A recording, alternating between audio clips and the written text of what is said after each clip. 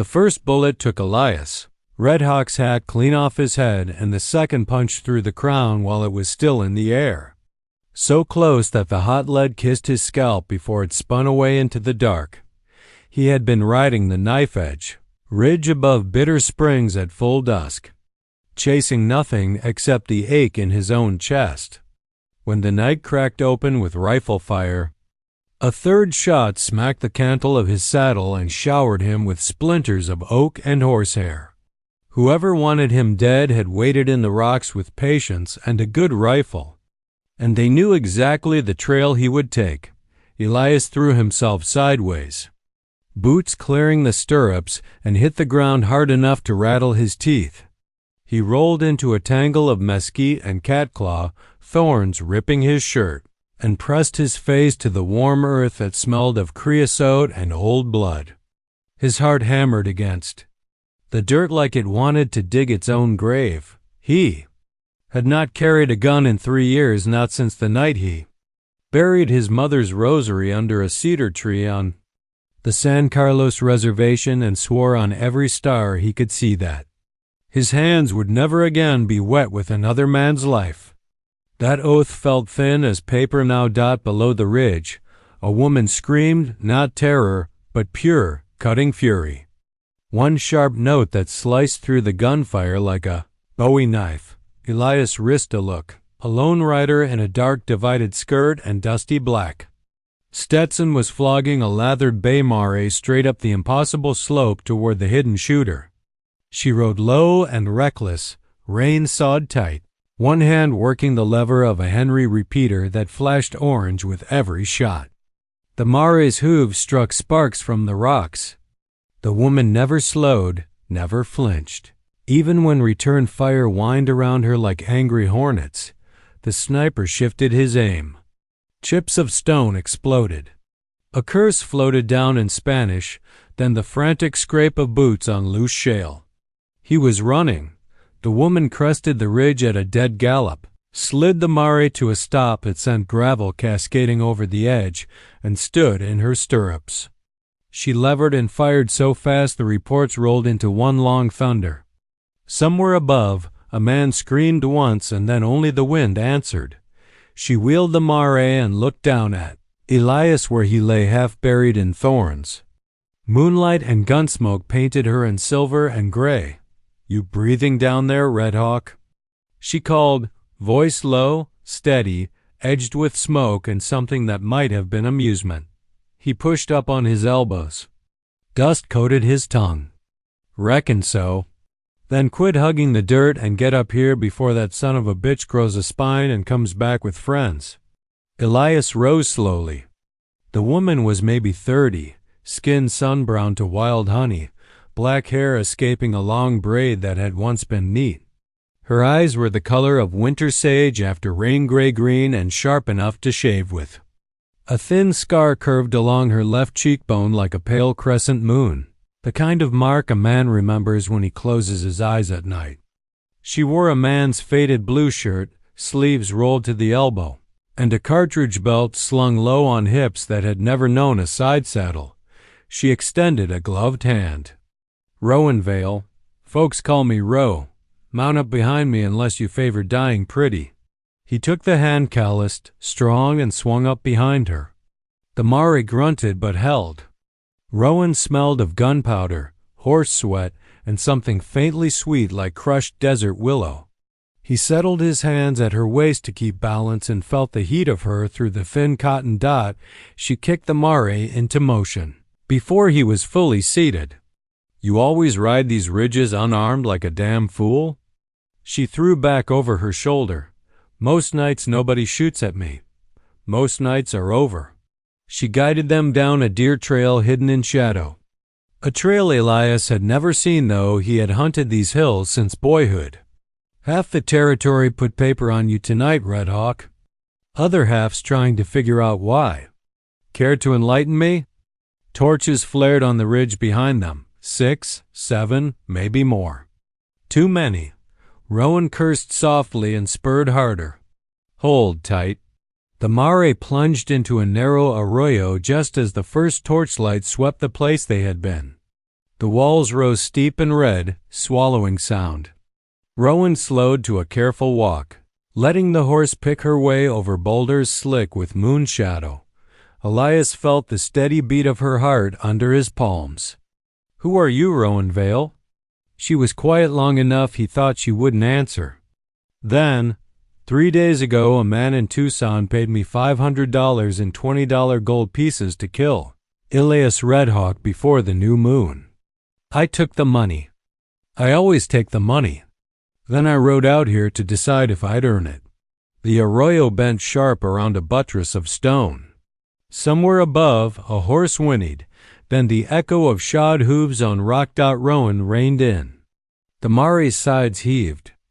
In the faint light, Elias saw Rowan's knuckles white on the reins. "I still haven't decided," she said, so softly he almost missed it. He felt the night tilt, like the world had slipped its axis. "And tonight?" "Tonight I just saved your life. Tomorrow's another hand of cards." She reached back without looking, caught his wrist, and pressed cold iron into his palm, a Colt .45, loads in every chamber. "Don't waste them. I'm fond of that gun." He stared at the revolver like it was a live rattlesnake. Rowan turned in the saddle far enough that her eyes caught his. "I'm not asking you to damn your soul, Elias. I'm asking you to keep it breathing long enough to choose what it's worth." Above them, someone shouted his name, his real name, the Apache one no white man should know. The voice carried down the arroyo like a death sentence. Rowan's jaw set hard. "They're not after bounty. They're after blood memory." She spurred the Mari into the black throat of the canyon. And Elias Redhawk, quiet scout, reluctant killer, man who had sworn off vengeance, thumbed back the hammer and followed her into the dark. They rode until the Mari's legs trembled and her breath came in ragged sobs, then walked her the last mile into San Malo, a played-out silver camp the desert had already begun to erase. The wind moaned through collapsed adobes and the skeletal remains of stamp mills. A church bell hung silent in a tower open to the stars. Its rope long since rotted away. Rowan led them to the old assay office at the far end of what had once been the main street. She kicked the door, lifted the bar with her shoulder, and pulled Elias inside. The room smelled of dust, mouse droppings, and old dreams. A cold potbelly stove, a scarred pine table, one three-legged chair, and a narrow iron cot with a horsehair mattress that had seen better decades. She lit a lantern with a match scraped on her cartridge belt. The yellow glow caught the scar on her cheek and made it look freshly carved. Elias leaned against the wall, still holding the Colt he had not fired. "You saved my life. Why?" Rowan unsaddled the Mare through the open back door, working in silence. When she returned, she poured water from a canteen into a chipped enamel basin and washed the grit from her face and neck. The water ran pink where it touched the scar. She dried her hands on a rag that might once have been red. "Because 3 days ago," she said, "I sat across a table from a fat lawyer in a Tucson saloon and watched him count out $500 in double eagles to put you in the ground. I took the money. Then I rode north to see what kind of man was worth that much dead." She met his eyes. "I still don't know what kind I'm looking at." Elias set the Colt on the table like it burned him. "I haven't killed a man in 3 years. I haven't stolen, robbed, or broken a single law, written or unwritten." "Why now?" Rowan poured coffee from a tin into 2 cups that didn't match. She pushed one toward him. "Because 3 years ago you rode scout for Captain Amos Hargrove and found a lost coyote vein for the United States Army, the one every prospector from here to the Rockies swore was fairy dust. Hargrove filed the claim in his own name, got filthy rich, and died last month face down in a Denver whorehouse with a smile on his lips. His will was read yesterday. Turns out he left the coyote to the one person still alive who knows exactly where the mother lode hides." Elias felt the floor tilt. He could still smell the cedar smoke from that. Night around Hargrove's campfire when the captain had sworn him to silence with a bottle of trade whiskey and the promise of a lieutenant's commission that never came. Rowan's voice dropped. The heirs want the location. They think if you die, the secret dies. They're wrong. There's a map. And they know I know where you hid it. I burned the map, he said. No. She stepped closer, close enough he could see the flecks of gold in her gray-green eyes. You gave it to a woman. The one who vanished the same week you quit the army and turned your back on killing. Folks say she was your wife. Folks say she carried your child. Folks say a lot of things when there's gold on the table. The lantern flame guttered in a sudden draft. Somewhere in the ghost town a loose shutter banged like a gunshot. Elias felt something inside him crack wide open. An old wound never healed. She was never my wife in the white man's way. Her name was Nazi Little Star. We were leaving for the mountains. She carried my daughter. His voice came out rough as broken glass. Someone took her. I never found the body. I stopped looking the day I swore I would never kill again. Rowan's face changed. Something raw and unguarded flashed across it like summer lightning. She crossed the room in 3 strides and kissed him. Not soft, not asking permission. Hard, desperate, like she needed to taste the truth of his grief and pour her own into the space between them. When she pulled back, her eyes were bright with unshed tears. I lost a child too, she whispered. Different story. Same empty place that never fills. Outside, coyotes began their night choir, voices rising and falling like mourning women. She rested her forehead against his. I'm tired of burying pieces of myself, Elias. Tired of running alone. Tired of killing for men who don't know my name. He touched the scar on her cheek with fingers that trembled. What do you want, Rowan Vale? She looked straight into him, no flinch, no shame, and said, I want a child. With a man who understands what it costs to bring one into this world. The shy Apache almost collapsed. They left San Malo an hour before dawn, riding double on the blown mare and leading a raw-boned sorrel Rowan had hidden in a cave with a saddle and 2 canteens. She wore Elias's coat now. He wore resolve like iron. The map, the true one, was inked in tiny symbols along the inside of his left forearm. A love letter and a death sentence drawn by Nazi E the night before she vanished. He had never spoken of it. Rowan had guessed by the way he always turned that arm away when he washed. They followed the old Butterfield stage road west, aiming for the Colorado and the Mojave clans who still owed Elias life debt from the days he guided them out of army traps.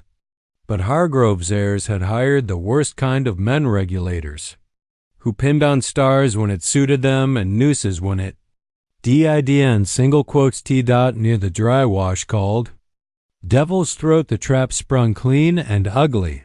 12. Riders boiled out of the sun like hornets from a kicked nest. The leader wore a black frock coat and a smile sharp as a skinning knife.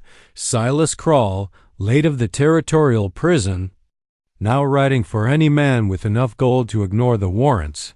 Rowan's hand flashed to her. Henry. Elias caught her wrist. Too open, he said.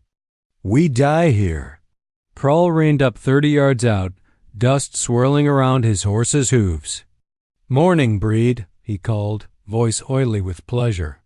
Hand over the woman and the map, and maybe we let you crawl back to your reservation with your scalp. Rowan spat in the dirt. Come take them, Silas. I'll give you the first bullet for free.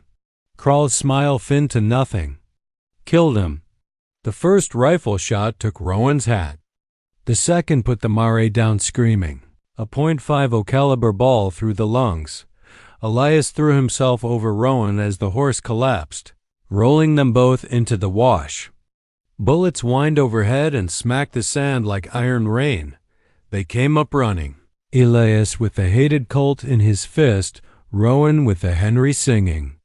They made the far bank and scrambled up a slope of loose scree into a maze of red rock spires that looked like the bones of sleeping giants dot behind them. Krull's men spread out, hunting. For 3 hours the desert rang with gunfire. Rowan took a bullet that creased her ribs just under the heart. Elias felt the burn of another across the meat of his left shoulder. Blood soaked their shirts, but they kept moving, higher, deeper into the labyrinth. At dusk, they holed up in a shallow cave no wider than a wagon bed. Rowan tore her petticoat for bandages, teeth clenched against the pain. Elias built a hat-sized fire with dead ocotillo and mesquite root. The flames painted gold on her sweat-streaked face and turned the blood black. "I'm slowing you down," she said, voice thin. "You're the only reason I'm still moving." She laughed once, pained. Sweet-talking Apache. Then softer. "If we don't make the river, we will. Promise me any child we have will know his mother wasn't afraid to love hard and fight harder." He kissed her then. Slow and deliberate, tasting copper and desert and the fierce sweetness that was only Rowan. Outside. The hunters closed in again, voices echoing off stone. Rowan checked the Henry IV cartridges left. Elias had 5 in the Colt. She leaned her head against his good shoulder. "I ever tell you why I ride astride and shoot like the devil? Tell me now." My father ran a stage swing station south of Tucson. I was 14 when Apaches hit it, or so the Army said. Took the horses, the strongbox, my mother, my little brother Tommy.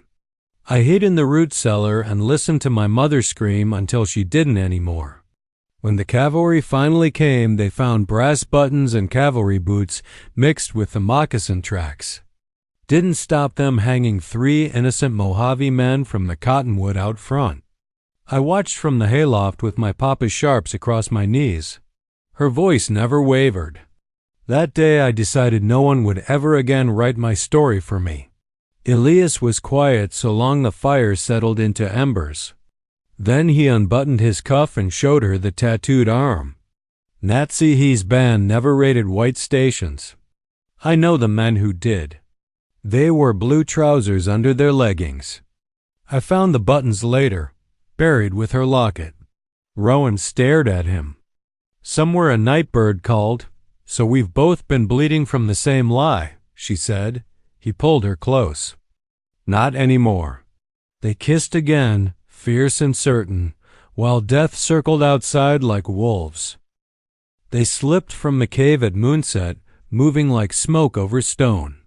By the time the stars paled, they reached the Colorado wide, red as rust, older than sorrow. A dugout canoe lay half buried in reeds, left by Mojave fishermen.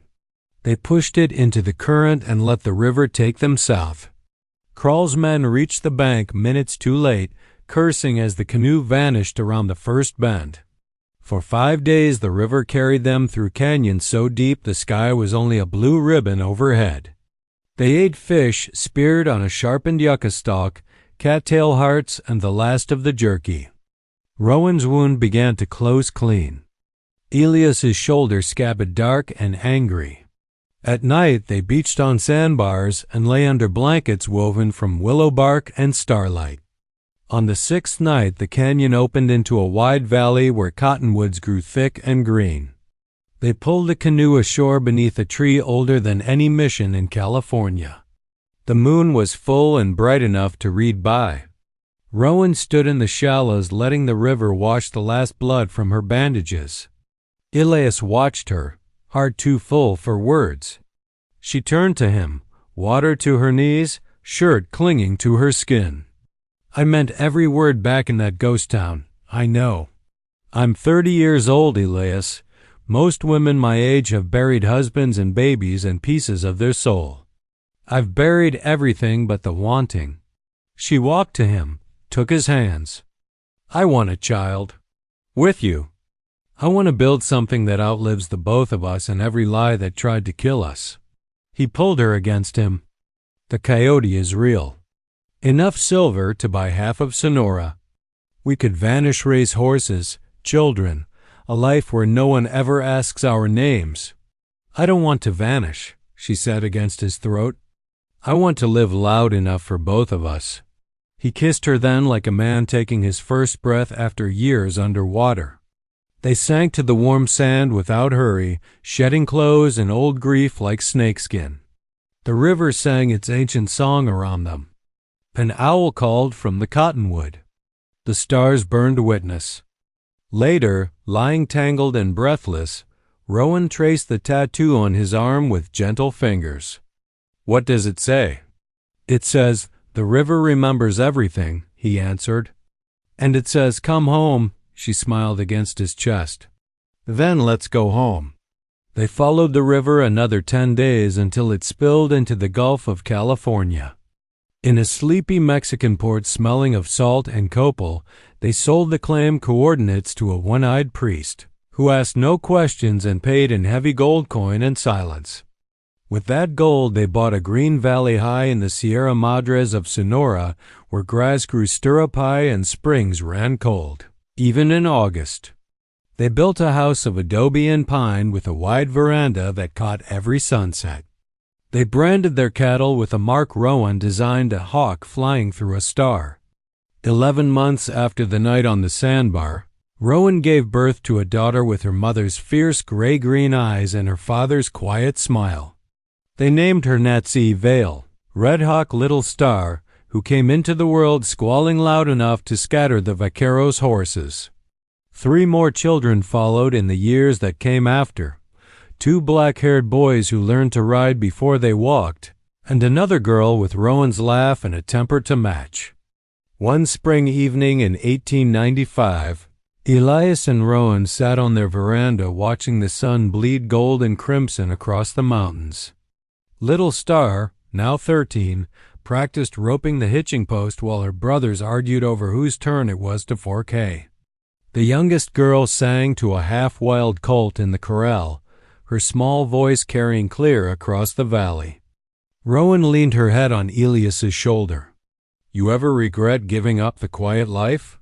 He took her hand scarred now from branding irons, childbirth, and loving hard, and kissed the knuckles one by one. "Every morning I wake up breathing beside you as proof I chose right." Far to the north, the desert wind still carried whispers of the lost coyote mine, of a breed scout and a scarred woman who vanished with a fortune in silver. Men still chased ghosts across red rock and sand. But in a green valley in Sonora, a shy Apache who had once almost collapsed when a woman asked for his future held his wife close and watched his children grow loud and fearless beneath a sky big enough for every second chance the world had ever owed them. And the river, far away, kept rolling on red, ancient, remembering everything.